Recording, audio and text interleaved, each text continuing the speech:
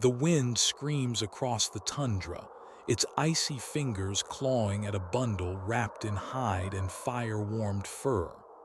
A mother trudges forward, her breath ragged in the cold, clutching her infant to her chest. Around her, nothing but white oblivion. The baby is silent not from comfort, but because crying could attract predators. Behind them, the faint glow of a dying fire. Ahead, only darkness, wind, and survival. We often picture our ancestors as brute survivors, dragging clubs and hunting mammoths. But we forget these were parents, families, human beings crossing deadly ice fields while protecting the most fragile thing in the world, a baby. This is not just a story of adaptation, it's a story of ingenuity, love, and firelight in the face of extinction. How did Ice Age humans carry infants across frozen hellscapes where a single mistake meant death? How did they feed them, clothe them, keep them alive? When firewood was scarce, predators circled constantly, and the earth itself seemed to hate life. This is the untold story of Ice Age parenting, and how bobbies may have been the most advanced survival tool of all. The first breath a baby takes is, in many ways, a gamble.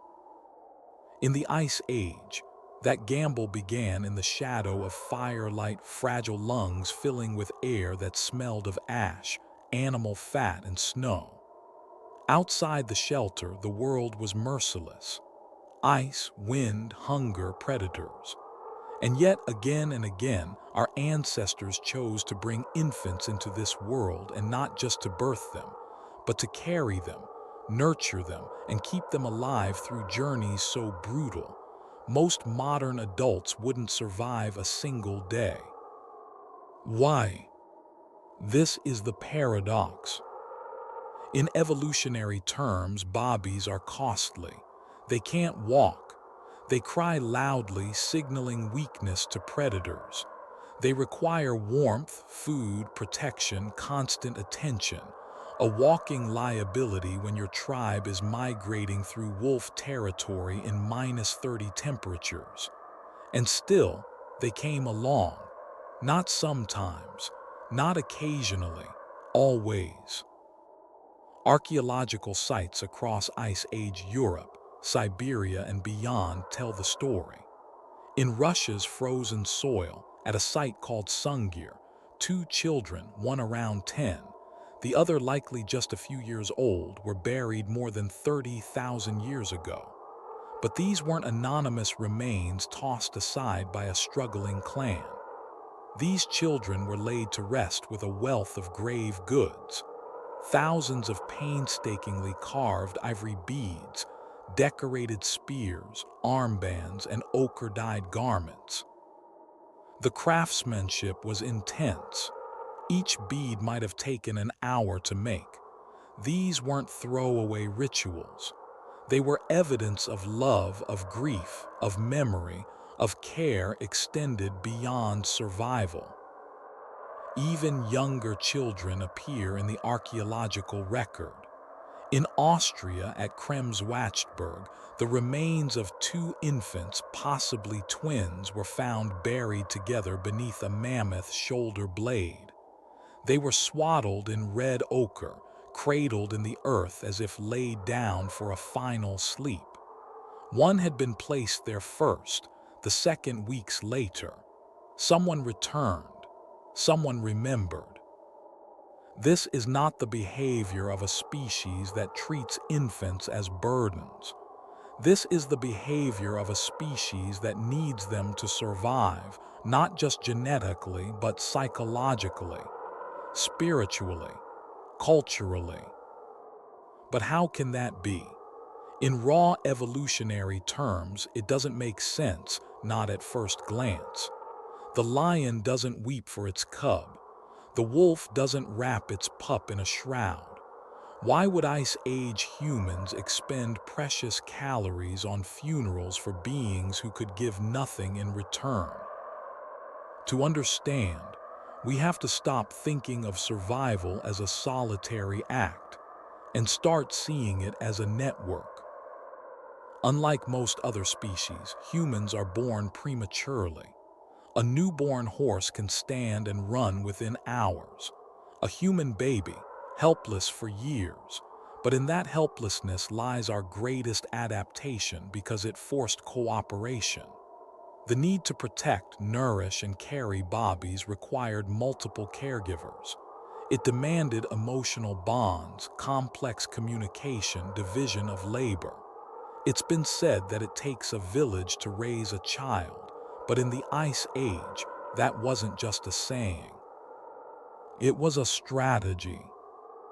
This phenomenon is called alloparenting, when individuals other than the biological mother help raise a child. In the animal kingdom, it's rare. Among humans, it's a cornerstone.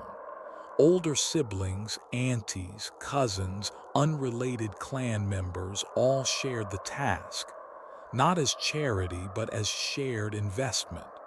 A baby wasn't just one mother's burden, it was everyone's future.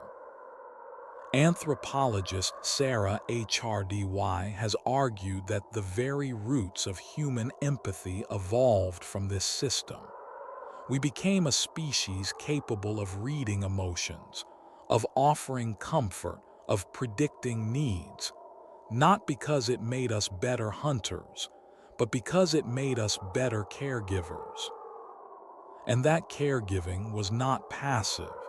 It was carried across landscapes of unspeakable difficulty. Imagine this, it's 36,000 years ago. A small group of humans, perhaps 20, maybe fewer, is on the move. The temperature hovers just below freezing. The wind is cruel. A young mother adjusts the hide sling wrapped across her chest, pulling the baby closer to her skin for warmth. Every step is a decision. Every fire must be earned. Food is scarce. Wolves circle beyond the tree line. And yet she walks. She is not alone. Beside her, a grandmother carries firewood. A teenage boy watches the hills for movement. Someone is chewing dried meat, softening it for the toddler trailing behind. No one is doing this for glory. They are doing it for continuity, for the echo of themselves that lives inside that child. We can trace this echo not just through bones and beads, but through DNA. Mitochondrial DNA, passed down exclusively through the maternal line, acts like a genetic breadcrumb trail. When we sequence remains from Ice Age burials, we can sometimes see the link between a baby buried under mammoth tusks and a living person walking today. Your great-great-great-grandmother, but stretch the greats back another 1,000 times. What this tells us is profound. These infants didn't just survive, they became us. This paradox that babies are both the most vulnerable and the most essential reframes how we understand early humans. They weren't just pragmatic survivors carving out a place in the cold. They were parents, midwives, caretakers, mourners. Their fires weren't only for warmth. They were beacons of community, lit for the ones too small to build them. And perhaps that's the real truth hidden in the ice. That we carried our young not because it was easy, but because it was necessary, not just for survival, but for what survival meant. That to bring a baby across the frozen world was to declare, boldly and against all odds, we are still here. The child was not an anchor dragging the group down. The child was the flag at the front of the caravan. And that flag was hope. As we journey deeper into this world of wind-chapped skin and mammoth hide shelters, of whispered lullabies beneath aurora-lit skis, we must ask a new question. Not just why the bobbies came, but how. How were they carried across glaciers? How were they swaddled, sheltered, soothed? What tools, what techniques, what instinctual wisdom did these ancient parents possess, long before strollers or sterilizers, before the word parenting even existed? That's where we go next. Because once we understand why they brought the bobbies, the next step is understanding how they carried them through the ice. The road ahead is long, not just in distance, but in memory. To carry a baby across an ice age wilderness is more than an act of protection. It's an act of design, one that began not with tools or intention, but in the very shape of the human body. If you strip away modern distractions, the carriers, the strollers, the plastic, and the buckles, you're left with something ancient, a parent, a child, and a body that was sculpted slowly to bear life on the move. Most mammals don't carry their young like we do. Hooved animals run, their newborns sprinting beside them within minutes. Primates cling, infants gripping their mothers with instinctual strength. But humans, we are the only primates who must carry our bobbies actively all the time. Our infants can't hold on. Their fingers are too weak, their limbs too uncoordinated. It seems like a flaw, but it's the opposite. It's a strategy, one that shaped our entire anatomy. Start with the spine. Human females, especially those capable of bearing children, have an extraordinary adaptation, an extra curve in the lower back. It's called lumbar lordosis, and it acts like a suspension bridge, redistributing the baby's weight during pregnancy and after birth. That curve allows the torso to lean back just enough to keep the center of gravity over the hips, a critical adjustment when there's a baby strapped to your front. Next, the pelvis, broad, bowl-shaped, padded with gluteal muscles. This configuration isn't just about walking upright, it's about stabilizing the load above it. Humans aren't built for speed. We're built for endurance carrying. And at the center of this biomechanical system is a pair, caregiver and child, fused together in motion. It's a system made not just of bone and muscle, but of rhythm, of sway and sink. Watch a mother carry her baby through a village in the highlands of Papua New Guinea or across the tundra of Arctic Siberia. The movement is almost hypnotic, a rocking gait, instinctual, soothing. It's a dance older than language. And where the body's architecture ends, tools begin. We often think of tools as spears or fire drills, instruments of survival against nature. But some of the earliest tools may have been for the young: carriers, slings, wraps fashioned from hide and sinew, not weapons but wombs extended outward.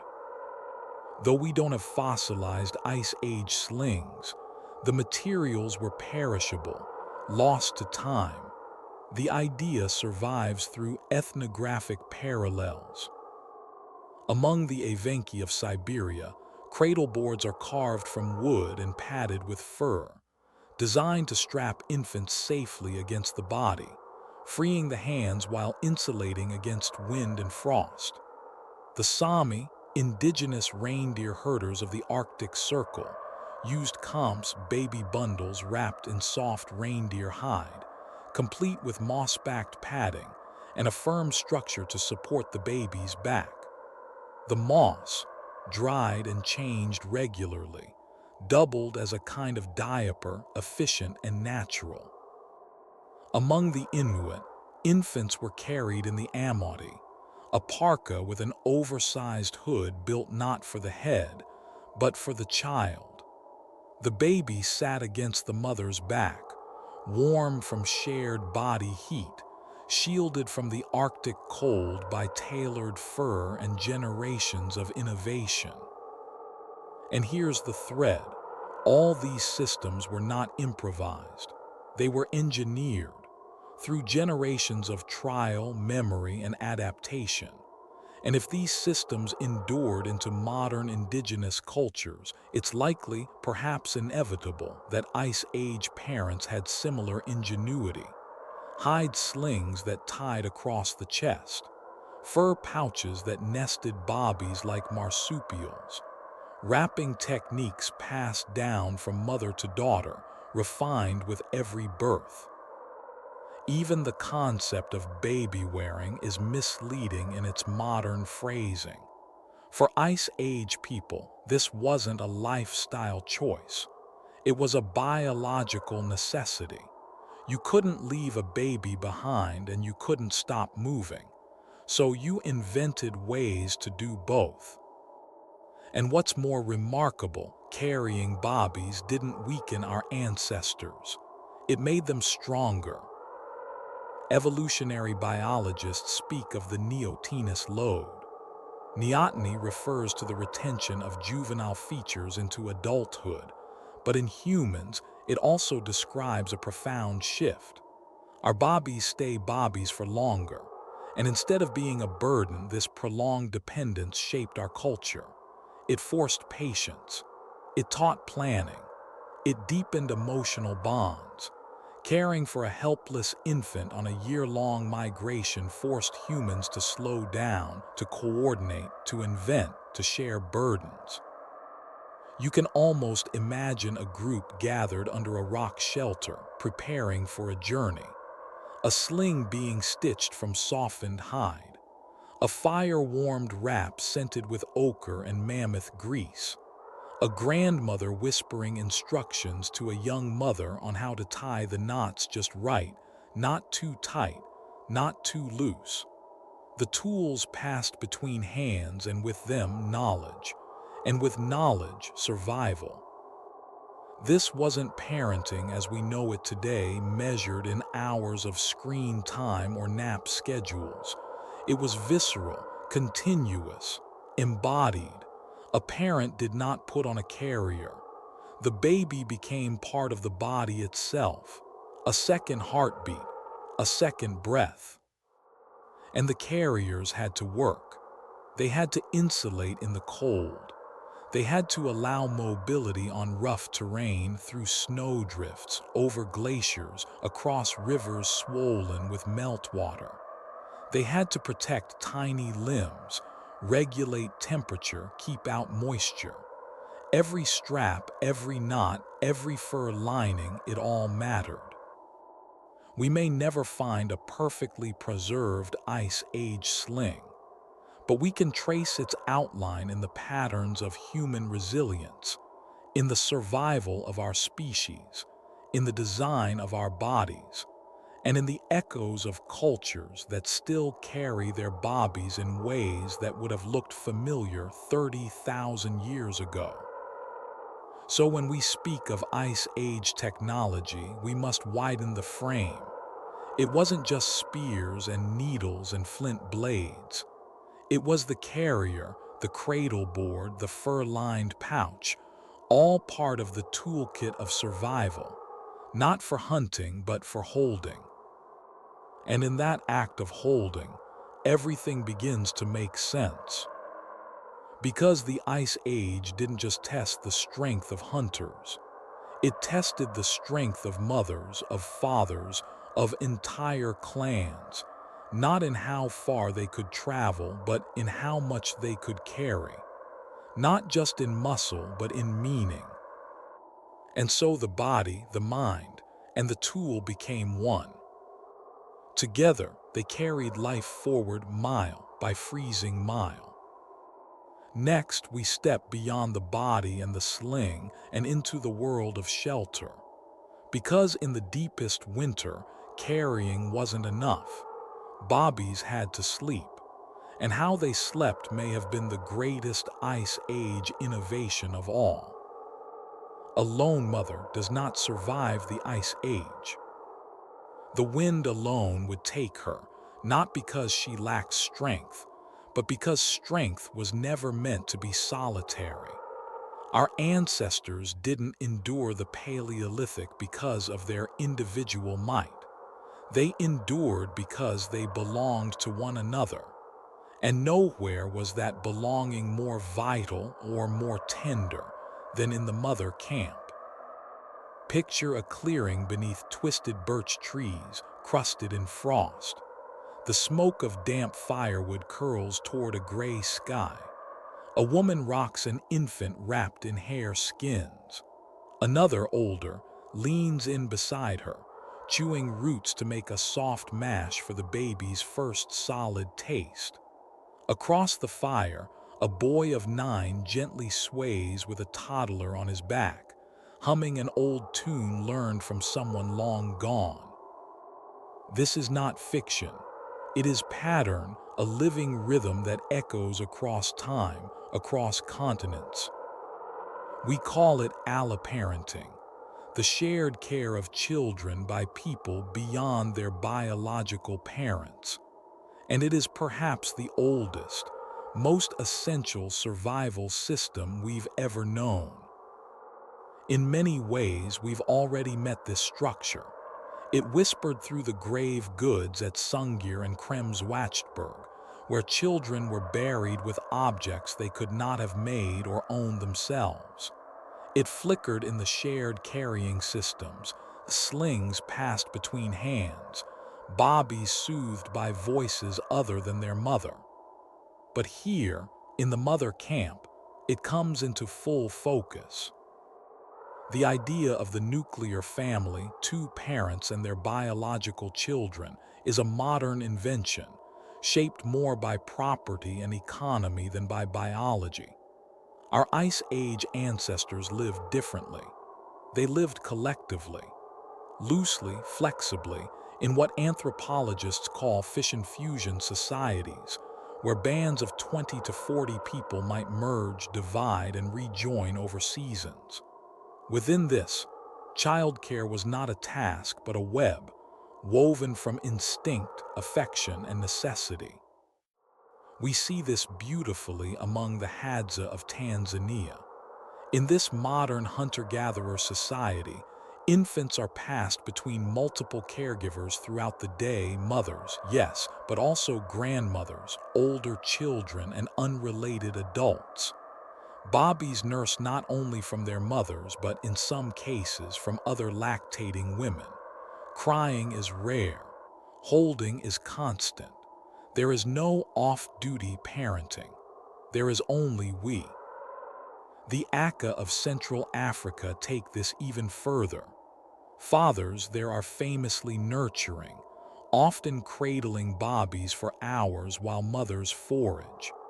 Older siblings are expected to watch the younger ones, and everyone knows how to soothe a child, not because they've read a book, but because they were soothed themselves by many hands.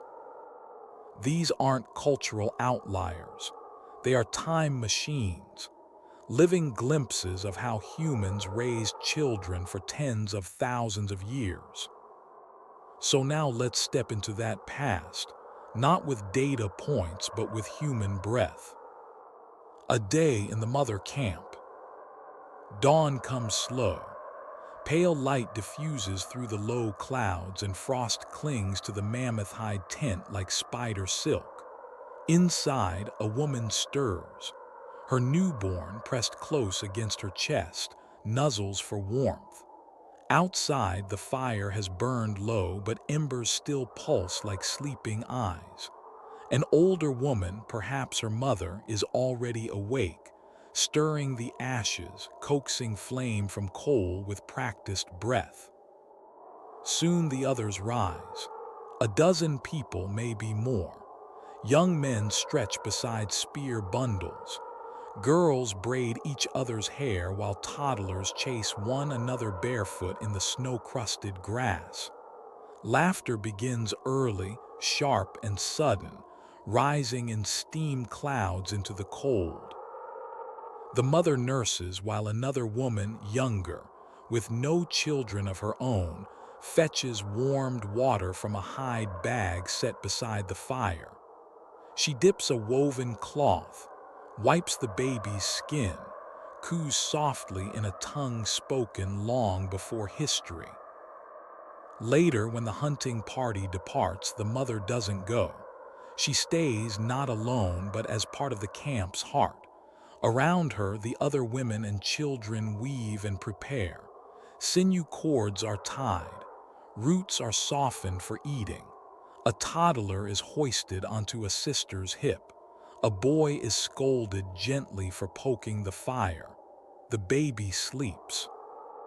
No one calls it babysitting. No one thinks to say, your child or mine. The infant is ours. The warmth is shared. By midday, the snow begins to fall again, light and slow. The baby fusses. A girl, barely 10, sings a song made from bird calls and rain. The baby quiets. The camp breathes. Later, when the hunters return with a haunch of reindeer, it is the eldest woman who roasts the meat, who slices the choicest bit and hands it not to the strongest man, but to the nursing mother. Calories for milk, milk for survival. It is understood. When night comes and the aurora ghosts across the sky in green fire, the camp gathers close. The baby sleeps now, tucked between furs, cheeks red and soft. A story is told not in words we'd recognize, but in tone and gesture. It's a tale of a woman who turned into a bird to find her lost child. The children watch, eyes wide. The adults smile. It is a hard life. No one pretends otherwise. But it is also held in dozens of hands, in songs, in rituals, in a kind of love that isn't always gentle, but is always present. This is the heart of the mother camp, presence, a culture of looking after, of keeping warm, of feeding, of noticing, not just because the child is yours, but because the child is us. Even today, traces of this can be found in unexpected places, in the way a grandmother instinctively rocks her grandchild, or how a community wraps around a family in crisis. These aren't just acts of kindness. They are inherited strategies, deep genetic memories, evolved cooperation masquerading as instinct. Scientists believe this kind of collective care was not just common but necessary in Ice Age life. Without formula, without refrigeration, without fixed homes, mothers depended on support. If a mother died in childbirth, a tragically frequent reality, the infant's only hope was another lactating woman nearby, which means survival wasn't built on independence. It was built on interdependence. And from that interdependence came something even more profound: emotional intelligence. To survive in a group this tightly bound, you had to learn to read emotions, anticipate needs, de-escalate conflict. You had to care. And so, slowly, across millennia, humans became not just clever but compassionate, not just bipedal but socially attuned. The camp, in this way, was more than a place to rest. It was a crucible of human becoming. Because to be human, truly, is not to dominate or to conquer. It is to cradle, to pass the child from hand to hand, to tell the story again, even if it's been told 1,000 times, to share the fire, the food, the burden, to remember in bone and in blood that we were never meant to go it alone. And so the baby grows. Not in a crib, not behind a fence, but in the thick of life. Surrounded, witnessed, held. Tomorrow, the group may move again across tundra, through forest, up into the glacier valleys where danger sleeps beneath beauty. But wherever they go, the mother camp travels with them. Not as a place, but as a practice. And yet, even with all this care, Ice Age infants faced one more test: the night. Cold, silent, deadly. What did it take to keep a baby warm when fire couldn't follow you into sleep? That's where we go next, into the rituals, tools, and instincts that created safe sleep in an age where one wrong chill could end a life. The baby cries, a raw, hungry sound that pierces through the still air like a flint blade. Her cheeks are already chapped from windburn, her lips dry. The mother draws her close beneath the heavy fur cloak, slipping one breast free with stiff, red fingers. Her breath clouds the air, her skin exposed just long enough to let the infant latch. It is minus 40 degrees. The fire is far behind them now. There is no margin for delay, no pause to question how this will work. The baby must feed or die. Feeding a child in the Ice Age was an act of daily defiance, against the cold, against scarcity, against biology's own limits. But it was also a marvel of adaptation, a silent choreography of flesh and fire, instinct and ingenuity. Let's begin with the core: breastfeeding. Modern lactation is often seen as personal, intimate, sometimes even optional. In the Upper Paleolithic, it was none of these. It was survival. No bottles, no substitutes, no clean water for mixing. If a child was to live, milk had to come from the body of a woman and keep coming for years. Ice Age infants were likely breastfed far longer than most modern children. 2 to 3 years was probably typical, and some may have nursed into their 4th year. This wasn't sentimentality, it was necessity. Breast milk wasn't just food, it was hydration, immunity, warmth. A mother's milk was a living fluid, loaded with antibodies, fats, and warmth-generating calories. But milk alone wasn't always enough. In the harshest months, when food was scarce and a mother's own nutrition waned, infants likely needed supplements. And here, the archaeological record gives us hints, like flickers of warmth through the fog. Traces of animal fat residues found on Ice Age tools suggest that rendered fat may have been used as an early weaning food, smeared on a fingertip, or mixed with warm water and delivered by mouth. Bone broth was another likely candidate. Marrow extracted from long bones, boiled in hide-lined pits with heated stones, producing a rich, fatty liquid that could nourish small bodies and soothe the gut.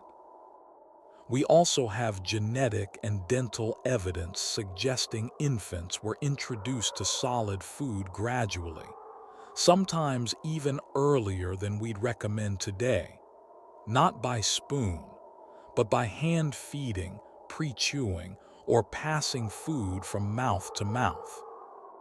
One striking example comes from the Aran Candide cave in Italy, where a 23,000-year-old infant burial revealed a body with distinct nitrogen isotope signatures. These signatures, the chemical footprints left behind by diet, showed a spike in maternal proteins, followed by gradual transitions into a mixed animal-based diet. It was nutrition written in bone. But if feeding the baby was a challenge, feeding the feeder was even more so. Lactation burns calories, a lot of them. In modern terms, a breastfeeding woman may require an additional 500 to 700 calories per day. In the Ice Age, that number may have been even higher. The cold alone demanded a massive metabolic cost just to maintain body heat. Add the physical labor of travel, foraging, hauling children, and then lactating, and you begin to glimpse the invisible hunger of motherhood. Supporting lactating women wasn't optional. It shaped the behavior of entire bands. Hunting groups may have been tailored around maternal needs. Stronger foragers were likely tasked with providing not just for themselves, but to fuel the milk supply of others. When a woman was nursing, she was the food system. Her ability to produce calories for a baby determined whether that child would see spring. That meant meat distribution wasn't a meritocracy. It was maternal infrastructure. Among the modern-day Evenki people of Siberia, there are oral traditions where the best cuts of meat go to breastfeeding women first, a policy of survival over hierarchy. It's likely Paleolithic groups followed similar logic. Because if the mother weakens, the baby dies. And so, in quiet corners of the camp, beside shared fires or under traveling cloaks, women were given fat-rich portions, marrow, liver, brain, sometimes even the rare treasure of organ meats. These were not luxuries, they were investments. And those investments show up in the bones. Isotope studies from Ice Age adult females, including the Sungir and Dalny Vestonis sites, reveal high levels of protein and fat in the diets of women, especially those presumed to be in childbearing years. These were not starving mothers scraping by on nuts and roots. They were eating mammoth. Because milk begins with mammoth, with reindeer, with hare, with the cold, red meat of survival. And yet the body alone was not enough.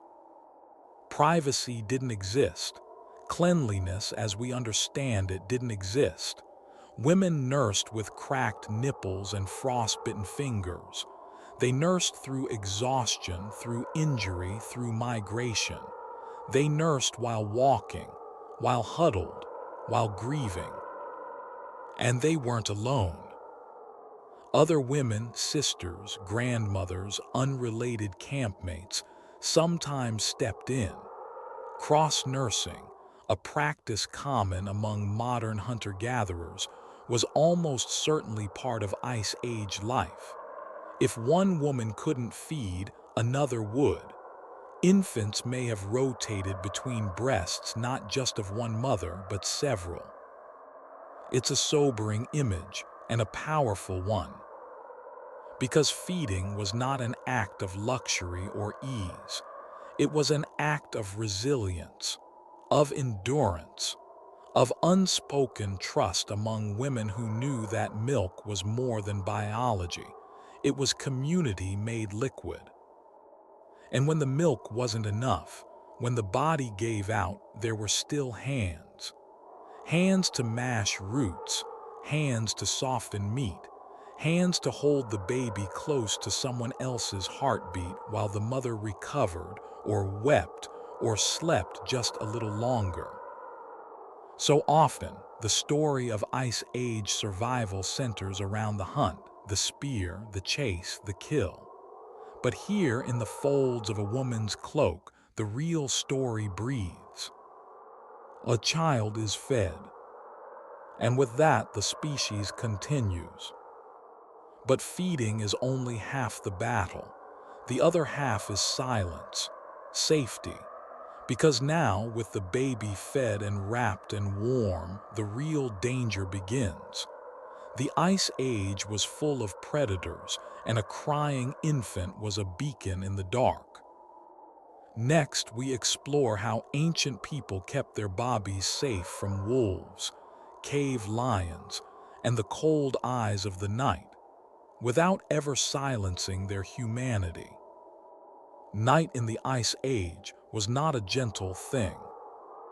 It came fast, a hush falling over the tundra like a mammoth hide drawn tight across the sky. The temperature dropped by the minute, breath turning to frost, silence broken only by the faint crackle of wind through bone-colored trees or the distant cry of something hunting. And in the heart of it all, a baby. Soft, blinking, new to this world. Wrapped in reindeer skin, nestled between the ribs of her sleeping mother, and near, never far, a small, flickering fire. To raise a child in this world was to walk a thin edge between warmth and death.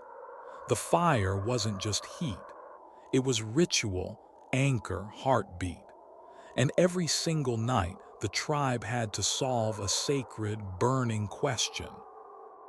How do you keep the smallest one alive when the cold is hunting her too?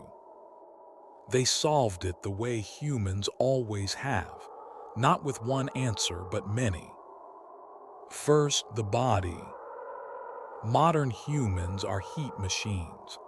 One of our evolutionary superpowers is our ability to share warmth, to become walking furnaces.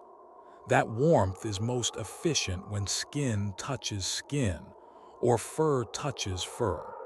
So Ice Age infants likely slept not in isolation, but in tight physical nests. Picture it, the core of a sleeping group curled together like embers in a coal bed. Adults facing inward, cloaks of hide and wool pulled over the group like a tent. And in the center, bobbies, pressed to breasts, chests, the crooks of knees. Skin-to-skin contact was not only comfort, it was thermal regulation. A baby's life could depend on being pressed against a 98.6-degree adult body.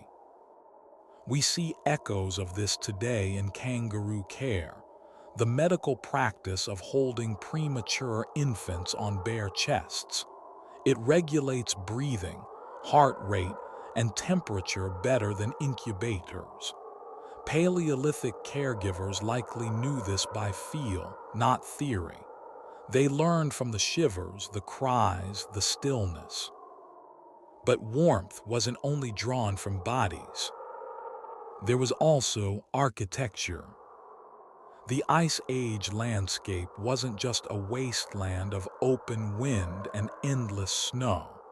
It had secrets, and one of them was the art of building shelter that holds heat. From Ukraine to Siberia, archaeologists have uncovered mammoth bone dwellings, circular structures with thick walls packed with earth, sometimes lined with hides. These were not crude tents. They were thermal fortresses engineered to insulate. In the center, a hearth, not for cooking, for surviving. Further west, in regions like modern-day France, people used deep cave chambers, often hundreds of meters inside. These weren't decorative choices. They were strategic thermal zones, buffered from the screaming winds outside. A fire inside such a space could hold heat for hours, even overnight. In even harsher terrain, people dug pit shelters, shallow depressions in the earth, roofed with branches, bones, hides. Cold air rises, heat sinks. A baby placed low, surrounded by warmth on every side, could sleep safely even as frost stiffened the world above. But there was a catch. Fires go out. And so, the night became a ritual of vigilance. Somebody, often a grandparent or a teenager or a nursing mother too alert to sleep deeply, would tend the embers. Add another stick. Check the baby's skin, adjust the wrap, listen for the breathing. It was not rest as we know it. It was a guarded slumber, half dream, half watchtower. The body slept, but the soul kept one eye open. And the baby. She might stir once or twice. She might cry. And when she did, a dozen muscles would twitch awake, not in annoyance but in alarm. Because a cry was not just a noise, it was a signal. Out there in the tree line, wolves waited, hyenas, cave lions, the smell of blood, milk, smoke. They could hear a human baby from hundreds of yards away. For predators, it was a beacon. For parents, a countdown. This is why the baby had to be close to the fire but never alone. Why mothers and fathers swaddled their infants so tightly, not just for warmth but for containment. A quiet baby was a safer baby, not silenced, never stifled, but cocooned, held, hushed. Sometimes the baby slept in a sling even at night, pressed to the parent's chest beneath layers of fur. Other times she was placed in a reindeer hide cradle, padded with grasses, wool, or moss, warmed by coals buried in stone-lined pits. These ancient hot water bottles were carefully managed, just enough heat to comfort, never enough to burn. Among the Sami and Evenki, indigenous Arctic cultures whose traditions echo Ice Age patterns, bobbies slept in wrap cradles lined with absorbent moss, strapped to the parent's body or leaned beside the fire in upright bundles. They didn't roll. They didn't roam. They slept like seeds in a pod, protected from the elements and from themselves. These cradles were not just practical.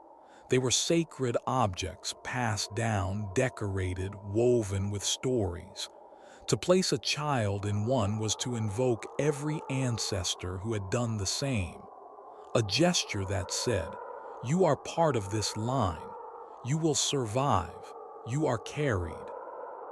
And so the night unfolded. Sleep came not in deep stretches, but in shifts. The fire would hiss. A branch would snap. A dog might snarl at the wind. Someone would rise, check the sky, add fuel, return. Infants stirred in their wraps. A lullaby hummed low. And the stars, sharp and bright, wheeled on overhead like sentinels. It's easy today to romanticize it. But this was not a peaceful sleep.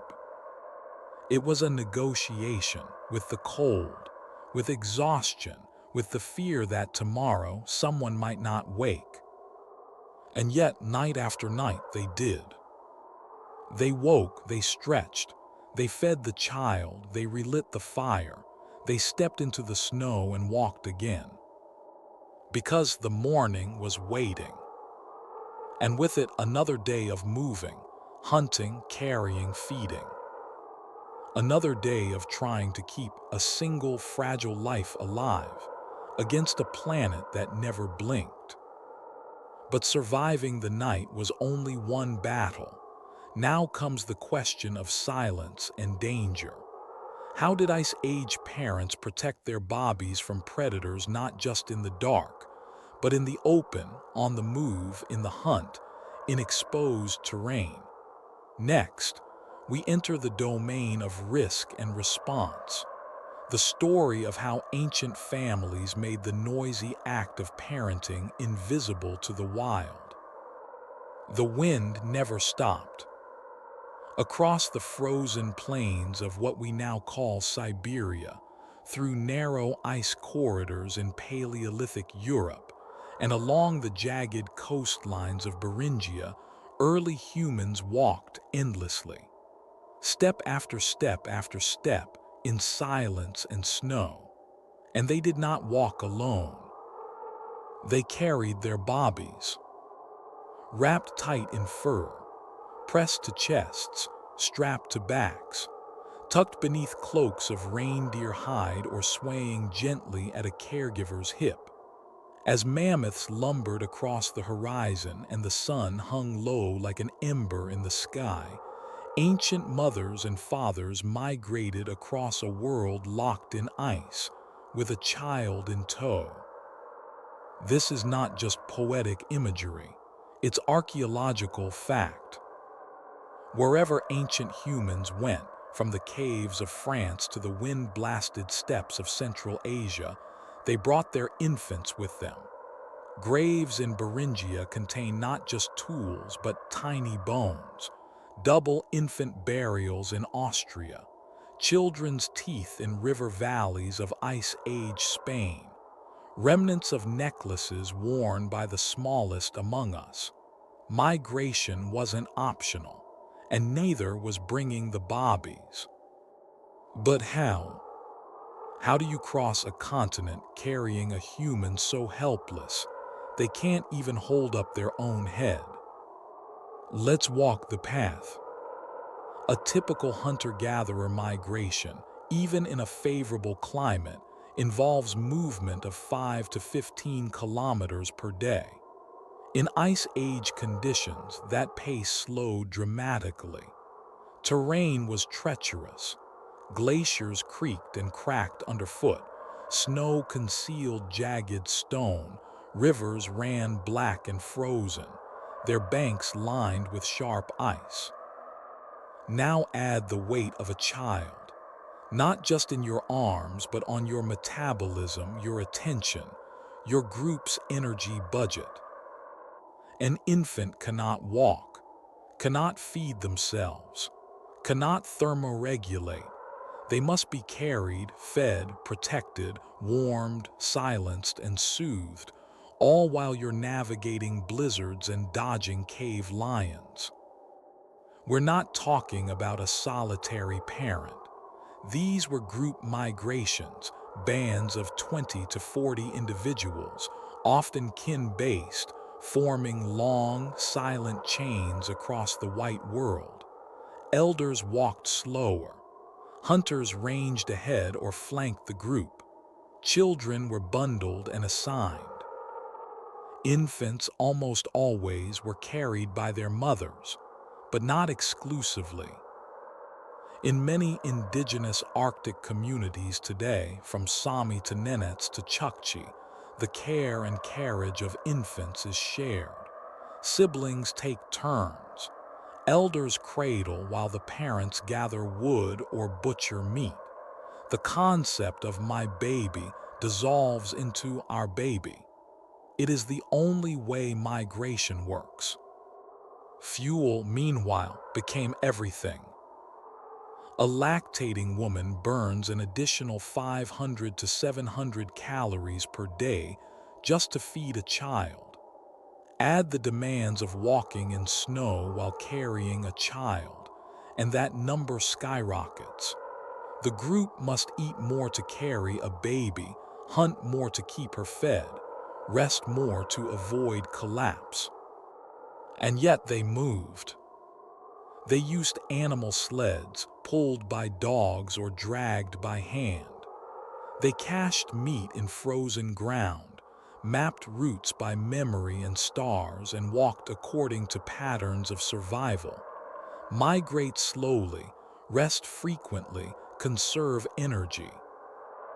At each stop, shelters were raised quickly, efficiently. Hides stretched over bone frames, pits dug into the snow, fires built. Bobbies were unwrapped, checked for frostbite, the pale gray touch of death, and warmed again. Feeding had to be flexible. Some infants nursed constantly. Others received supplemental fats, rendered caribou, powdered bone mixed with broth. Breast milk was the core, but the Ice Age demanded redundancy.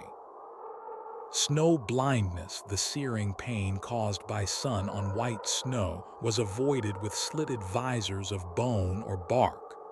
Frostbite was fought with vigilance, checking toes, ears, noses, wrapping and rewrapping fur. But sometimes it wasn't enough. There are signs in child burials of limbs lost, infections endured, lives cut short. The landscape showed no mercy. Still, they moved. We can reconstruct some of these logistics using ethnographic parallels. The Evenki people of Siberia, for instance, migrate with reindeer herds across snowy terrain, carrying bobbies in elaborately insulated cradle boards lined with moss and fur. The Nenets use mobile tents, chums packed and repacked in minutes. Their infants are wrapped head to toe, faces barely visible, tucked beneath their mothers' robes during travel. Infants are trained through comfort and containment to remain calm during long journeys. There's a word that appears again and again in these studies: stillness. A migrating baby isn't a baby wailing into the wind. That kind of sound brings predators. It brings exhaustion. It breaks the flow. So infants were raised with a deep culture of containment and calm. They were not neglected, they were swaddled with care. Movement and sound were controlled through layers of wrapping, the rhythm of steps, the hum of quiet songs. Paleolithic parents didn't have pacifiers or strollers. They had ritual and rhythm, a specific sway in the hips, a familiar chant, a cradle that creaked like a heartbeat. Bobbies learned to fall asleep to the sound of snow crunching underfoot. And when the terrain failed, when a river rose too fast or a glacier cracked beneath them, what then? They adapted.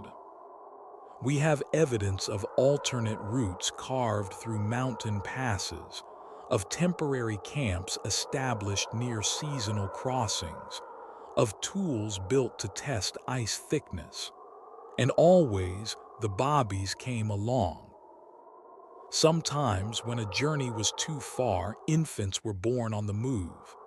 Imagine that, giving birth in a snowstorm with mammoth sinew for thread and a flint knife sterilized by flame.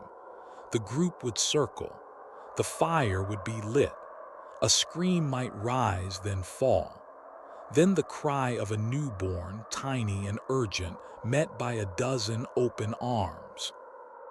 Migration with infants wasn't an exception. It was the rule. Because humans weren't just surviving the Ice Age, they were expanding. From Central Asia to the Americas, from Iberia to the Arctic Circle, they carried their children with them.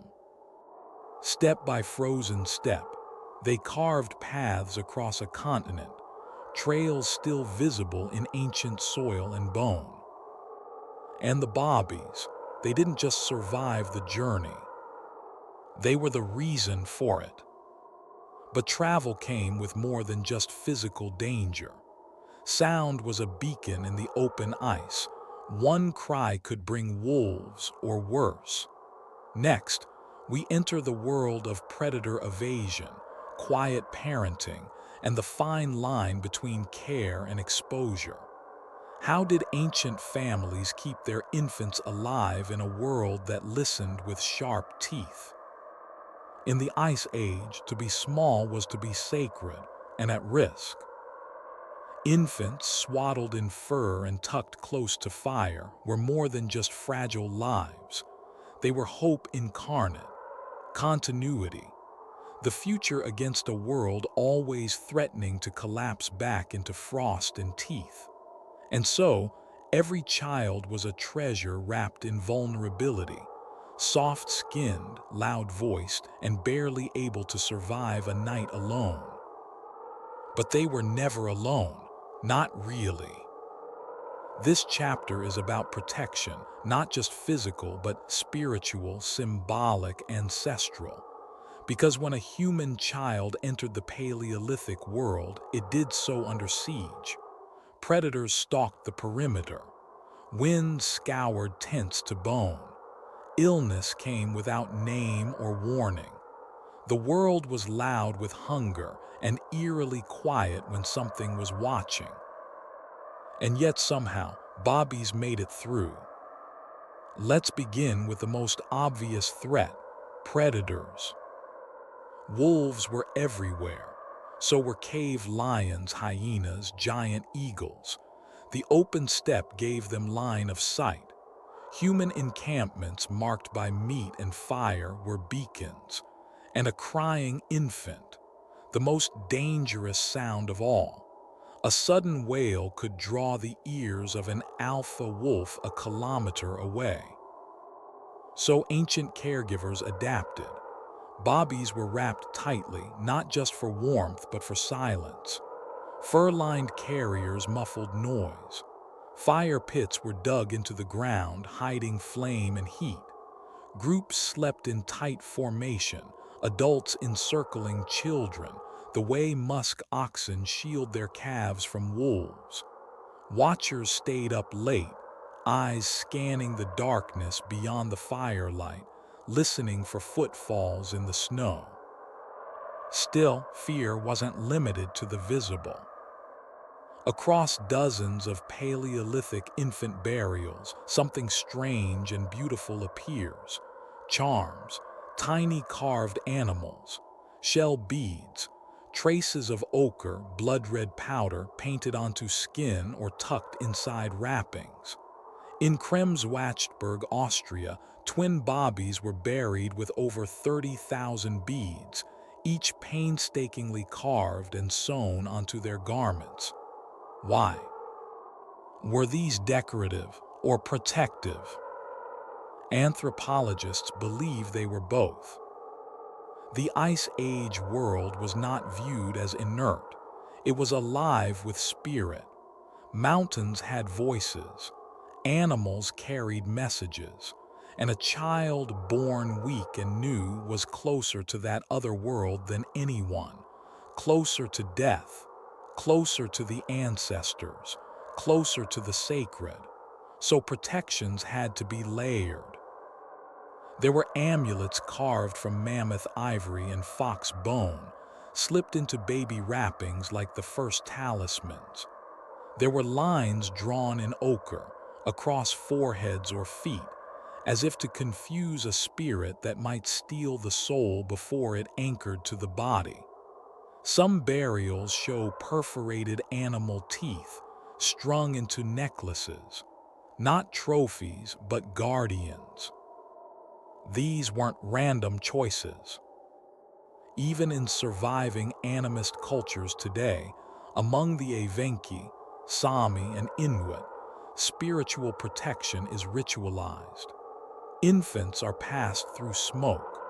Their names are chosen with care, often after ancestors, as if to lend them the strength of a life already lived. Some cultures don't speak an infant's name aloud until they've survived their first year, fearing to draw attention from jealous spirits or angry ghosts. Imagine this: a Paleolithic mother kneels by a fire. Her baby is restless. She lifts a smooth stone carved into the shape of a bear cub. Maybe it belonged to her grandmother, and she sings. The fire crackles. Shadows dance. The bear, she believes, has always protected children. And in this moment, the line between myth and medicine blurs. The bear may not be physically present, but her faith, her ritual has power. In a world without antibiotics or certainty, that power mattered. Some archaeologists believe these charms were part of an early form of shamanic protection, not in the Hollywood sense, no headdresses or smoke shows, but in the deeply human practice of acting upon the unseen. A circle of stones around a sleeping area, a whisper to the spirits before crossing ice, a carved owl left near the baby's head. Was this superstition? Or was it, in its own way, a kind of proto-science? A way of reading a dangerous world, creating systems of response, passing on knowledge through story and symbol. Because sometimes, stories are how humans survive the things they cannot fully understand. And the stakes were highest for the smallest. Even the placement of infants in burial tells us something. They were laid on their sides in sleeping poses, arms curled, beads or ochre placed deliberately, as if to comfort them in death or to ensure safe passage. In Sungir, a child was buried with ivory spears far too large for him to wield. Were they symbols of status or protection carried into the afterlife? We may never fully know. But the pattern is clear. Bobbies were surrounded not just by people but by meaning. Their safety was layered in circles. A mother's body, a group's warmth, a ring of fire, a charm of fox bone, a prayer to the spirits. They did not have baby monitors. They had something older: vigilance, community, belief. And belief was not idle. It created action. It structured nights. It offered comfort when a child fell ill or didn't survive the winter or whimpered in their sleep as if touched by something ancient. Protection wasn't just about keeping predators out. It was about keeping the world in balance. And for Paleolithic parents, that meant never letting a child face that balance alone. But even with all this protection, children still fell ill and many died young. In the next chapter, we ask the hardest question of all. How did Ice Age parents endure the death of a child? What rituals, what stories, what strength helped them grieve and go on? The entrance yawns open, black against the snow. The wind howls past the cliff's edge, a knife across the face. But just inside, silence. One by one, they step into the dark. A woman cloaked in fur. A child strapped to her chest, face pressed against her skin. An elder follows, dragging a half-burnt branch from the last fire. Behind them, the storm devours their footprints. Ahead, stone swallows sound. This is not a myth. It is not metaphor. It is a moment lived, and it may have happened tens of thousands of times. We find its traces in the limestone depths of Europe, from the painted walls of Chauvet to the wind-worn arches of Gargas. And if you listen, if you really listen, you can still hear them. The soft coo of a baby, the crackle of fire, the whisper of breath against stone. These were not just shelters. They were sanctuaries. Deep in these Paleolithic caves, archaeologists have found something strange and haunting. Tiny footprints preserved in soft clay no larger than your palm. Infant tracks, toddler heel drags. Some are paired with adult prints side by side. Others wander alone, little zigzags of discovery. There are handprints too, pressed in pigment, blown through hollow bone straws. Some belong to adults, some unmistakably to children. At Gargas Cave in southern France, over 200 hand stencils line the walls. Many are missing fingers. Some believe these were mutilated hands, but others argue they were symbolic gestures, coded signs, messages, prayers. Among them are smaller prints, hands too tiny to belong to hunters or elders, the hands of the very young, perhaps even infants, held up by a parent, pigment blown across their skin. In the dim light, a question burns. Why were they here? Caves are dangerous, cold, damp, treacherous. They hold no food, no daylight. And yet these ancient humans ventured inside, not for survival alone, but for something deeper. Some researchers propose these were spiritual nurseries, spaces where mothers brought their children for protection, initiation, or remembrance. Others suggest they were refuges, places of last resort during storms, predator attacks, or mid-migration exhaustion. The evidence does not speak in sentences, only in shadows, but it points to something sacred, something intimate. Chauvet Cave in southeastern France holds some of the oldest art known to humankind. Lions prowl across the walls, mammoths stomp, aurochs thunder in ochre and charcoal. Amid this bestiary of Ice Age giants is a trail of footprints, a child, perhaps 10 years old, walking barefoot through the cave alongside a wolf. Some say the wolf was real. Others say it was carved in myth. But the footprints remain as clear as the day they were made. In this moment, child and image, flesh and pigment, time folds. We know they built fires here. Blackened hearths mark resting spots in the dark. The soot still clings to the cave ceilings. In one alcove, archaeologists found a circle of small prints surrounding a fire pit. One set was so tiny, it likely belonged to a toddler just learning to walk. The ashes dated to 26,000 years ago. The child never knew it would be remembered. But they are. And here the imagination opens. The storm outside is blinding. Snow drives sideways. The temperature has dropped below freezing. A band of 10 to 15 people huddles in a limestone hollow. They've carried a newborn across miles of ice. She is 6 months old, wrapped in hair fur. She's crying not from hunger but from the echo.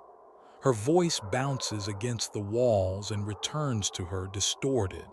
It frightens her. It thrills her. A woman, her mother perhaps, dips her fingers in red ochre. She raises the baby's hand, presses it to the wall beside the fire, then her own. Two hands, one large, one impossibly small, bloom side by side in iron pigment. A story is told, maybe about the first mother, maybe about a cave bear that once protected a village, maybe about how bobbies are born from stone and must be returned to it to find their name. The fire pops, smoke coils toward the ceiling. Outside, the world is dying, but inside, a family is living. These are not fairy tales. They are speculative reconstructions based on archaeological pattern and human continuity.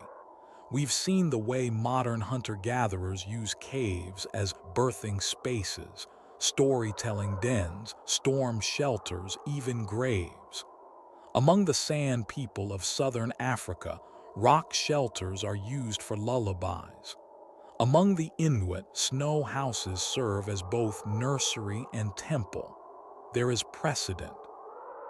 And there is emotion, seared into rock. Paleolithic art is not just of animals. There are vulvas etched in stone, fertility forms, curved, nurturing lines. The female form is not rare, it is central. Some caves feature what may be birthing poses, wide-hipped silhouettes. Not pornography, not idol, something else, something maternal. A reverence for the body that brings life and the danger it must pass through to do so. Because the Ice Age was not kind to mothers. Childbirth even today carries risk. In the Paleolithic, it could be fatal. A pelvis too narrow, a baby turned wrong, infection, blood loss, no midwife but instinct, no tools but fire and stone. And so perhaps these caves also served as tombs, places where a mother who did not survive could be remembered. where her child's hand could be placed beside hers. A final touch, a prayer in pigment. There is grief here, but also grace. The grace of a mother cradling her child against stone 30,000 years ago. The grace of fingers learning to trace animal shapes in firelight. The grace of a handprint, no longer attached to a body, but still reaching. Caves remember what mouths forget. And so we return to these places, not just with cameras and carbon dating, but with awe, with empathy, with wonder for the women who braved ice and dark to press their Bobby's hands into time. They were not nameless. They were not primitive. They were us, and we are them. But what of the Bobbies who did not make it home? In the next chapter, we step into the most delicate territory of all, infant burial. What does it mean to grieve in the Ice Age? And how did Paleolithic people honor the smallest dead with the grandest care?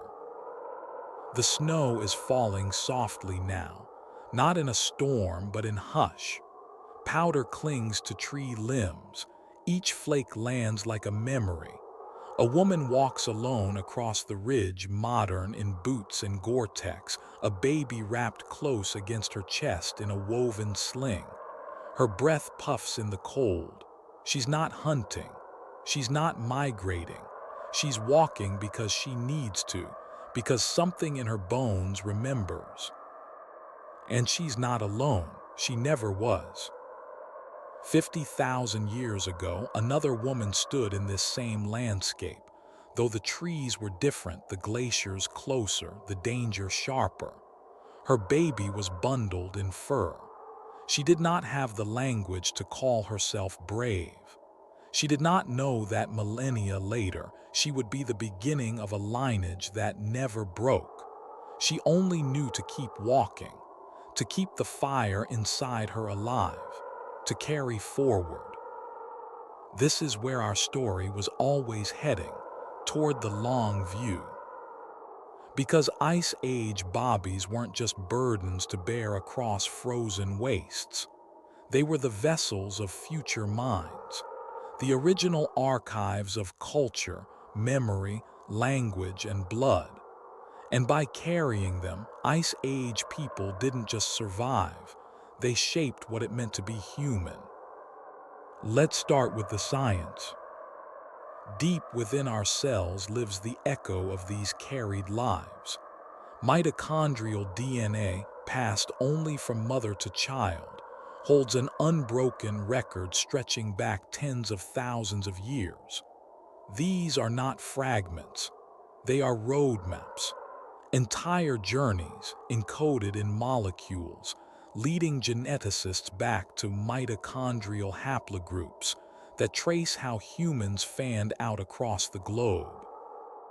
We can follow these invisible lines from Siberia into Beringia, from Europe's glacial rivers to the warmer valleys of the Fertile Crescent.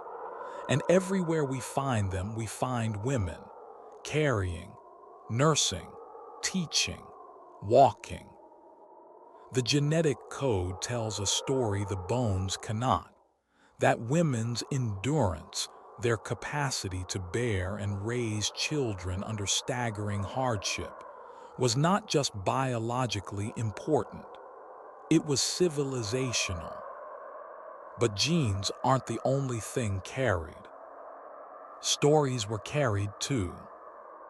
In the mythology of dozens of cultures across continents and eras, we find tales of infants lost in the snow, rescued by strangers, reborn by fire. Inuit stories speak of bobbies left in the ice to die, only to return as spirits or heroes. Slavic folktales whisper of infants buried under the snow who emerge unscathed. Even the Moses myth, a baby floated on a river, carried to a new land, echoes the same archetype: child, peril, journey, salvation. Why this universal motif? Because at some level we remember, not in dates, not in facts, but in dreams, in stories, in symbolic memory. These narratives are not historical documents, they are emotional fossils, carried forward through lullabies, cave paintings, lullaby chants, and campfire tales. The act of carrying an infant across an ice-blasted world became more than survival.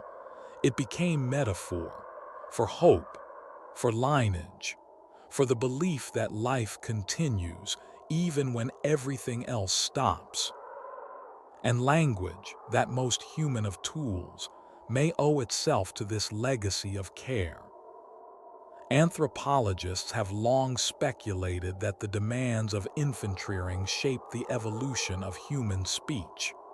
The need to soothe, warn, instruct, to communicate softly, frequently, intimately, is likely one of the pressures that gave rise to verbal complexity. No species talks to its young like we do, and no species keeps them dependent for so long. The very fact that human bobbies are born so helpless, so incapable of walking, feeding, or even surviving without constant touch, is not a flaw. It's an adaptation, one that forced humans to invent something stronger than fangs or claws: community. From this emerged something more powerful than weapons: stories.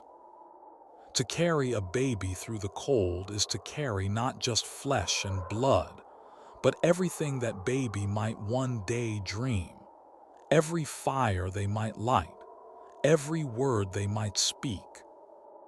And in that way, the Ice Age becomes less a chapter in the past and more a foundation beneath our feet. Because here's the astonishing truth: we are not distant from these people. We are them. Their DNA flows in us. Their fears echo in our bones. Their solutions to carry, to swaddle, to share warmth, to form circles around children are still the architecture of parenting today. That modern mother on the snowy ridge, her baby asleep in a cotton sling, she is repeating a ritual that stretches back 2,000 generations. The fabric is different. The landscape has softened, but the instinct is unchanged: to keep close what is precious, to risk everything for the next heartbeat. And so, when we ask how Ice Age people carried bobbies across frozen wastes, the answer is more than slings and fur wraps. They carried them in stories, in genes, in footprints pressed into cave floors, in myths of frost and fire. They carried them all the way to now. As we enter the final chapter, we'll reflect on what this deep journey reveals about us today, and why the Ice Age parent, swaying with a sleeping child beside the fire, still lives within every act of love, warmth, and sacrifice. The wind hushes. Snow swirls in the blackness beyond the firelight, but here, inside the circle, it is quiet: a breath, a rustle, a heartbeat. The baby stirs. She is wrapped in layers of reindeer hide, her cheek pressed against warm skin. The mother is barely awake, one eye open, one ear tilted toward the night. The others sleep nearby, their bodies forming a living wall. The fire burns low, crackling softly, sending flickers of amber across stone. Outside, a predator passes unseen. A storm builds on the horizon. But in here, the fire lives. And not just the flame, the other fire, the one inside the chest. The one that says, stay alive, that says, carry forward. This is where we end. Not with the cold, not with extinction, but with a baby asleep by firelight. Because in the end, that was the miracle of our species, not that we survived the ice age, but how. Not with spears, not with speed, not with dominance, but with care. Throughout this journey, we've asked an ancient question. How did humans carry bobbies across frozen wastes? And we've answered it in layers of bone, of muscle, of hide and fire and kinship. We've looked at curved spines and slings made of sinew, at pitch shelters and shared milk and maternal handprints on stone. But beneath it all, the truth is simpler. We carried them because we loved them. That love, inconvenient, exhausting, relentless, was our most powerful adaptation. It made us slow, it made us vulnerable, but it also made us human. Think of what it took to stop in the middle of migration just to nurse a child, to wrap a baby in the only warm fur you had left, to sleep lighter, to walk slower, to gather more food so someone else could feed their infant. These were not small sacrifices. In an age where death waited behind every blizzard and shadow, they were enormous. And yet they were made, again and again, not just by mothers, but by everyone, by older siblings, by unrelated women, by grandfathers who had seen 20 winters and still leaned over the fire to rock a crying child. The Ice Age wasn't survived by individuals. It was survived by communities built around the fragile heat of new life. We often imagine the Paleolithic as a world of hardness, of stone and bone, of survival and silence. But that's only half the story. The other half is softness, fur-wrapped warmth, fire-lit lullabies, shared milk and patient touch. The other half is care as technology. Because in a world without antibiotics, without houses, without clocks or cribs or strollers, care wasn't an accessory. It was infrastructure. It was planning and design. The sling was a transportation system. The fire was a heater. The shared feeding of children was a social contract. And the constant proximity of infant to heartbeat, to body, to song, that was the earliest version of human connectivity. And it mattered deeply. Those children weren't just passengers, they were the carriers of culture. The Ice Age baby strapped close to the breast didn't yet know words, but she absorbed rhythm, tone, smell, warmth, pattern. And those patterns became memory. And memory passed down became language. And language became myth. And myth became identity. You sitting here, watching, listening, feeling, are the result of that chain. You are the fire carried forward. Maybe you've never thought of yourself as ancient. Maybe you've never stood in falling snow and felt the weight of 50,000 years behind your heartbeat. But it's there, not in the facts you know, in the way your hands reach for warmth, in the way you hum without thinking when holding a crying child, in the way you protect. That's the legacy. The mother who shivered through the wind to keep her baby warm didn't know what a documentary was. She didn't know what her descendants would become. She didn't have language for legacy or evolution. But she lit the fire anyway, and she kept it lit. Not just for her, for you. And now, in a world where we have walls and thermostats and medicine and calendars, we still find ourselves walking the edge of cold. Because the real cold isn't outside anymore. It's in disconnection, in loneliness, in forgetting what held us together in the first place. So let this story remind you, the fire didn't survive in spite of the baby. It survived because of the baby. And when the cold came, and it always came, the solution wasn't to run faster or grow stronger or become more alone. The solution was to carry, to hold each other, to build the fire again and again against the dark.